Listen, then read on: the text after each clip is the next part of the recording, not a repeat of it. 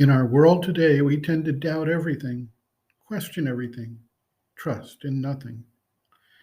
We recognize how much dissembling takes place, how many illusions are placed before our eyes, and we frequently have the experience that when we trust in someone or something, we tend to later see that we have been misled or manipulated.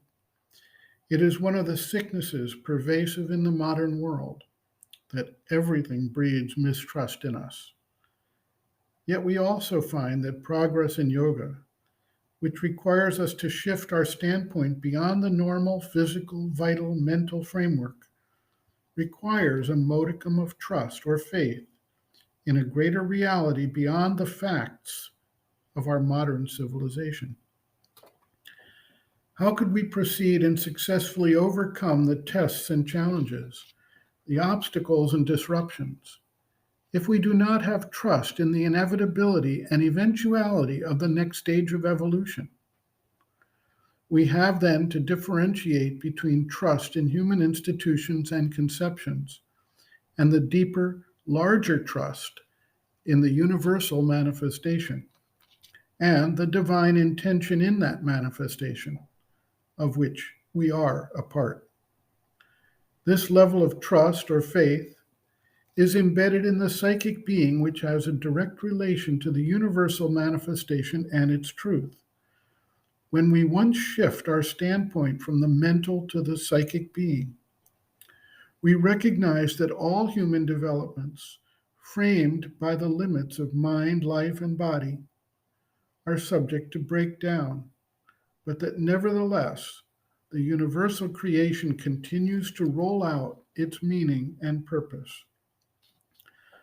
For a yogic practitioner, the focus and tuning of the consciousness towards that universal creation is essential, as otherwise we become paralyzed in doubt and insecurity. Doubt focuses the mind on the frailty of what already exists, while the yoga must tune itself into the manifestation that is preparing to be birthed. The mother observes, quote, "Children, when left to themselves and not deformed by older people, have such a great trust that all will be well. For example, when they have a small accident, they never think that this is going to be something serious. They are spontaneously convinced that it will soon be over, and this helps so powerfully in putting an end to it.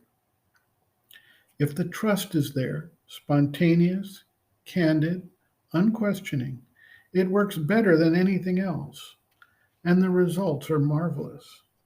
It is with the contradictions and doubts of the mind that one spoils everything, with this kind of notion which comes when one is in difficulties.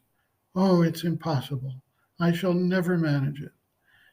And if this is going to be aggravated, if this condition I am in, which I don't want, is going to grow still worse, if I continue to slide down farther and farther, if, if, if, like that. And one builds a wall between oneself and the force one wants to receive. The psychic being has this trust, has it wonderfully, without a shadow, without an argument, without a contradiction.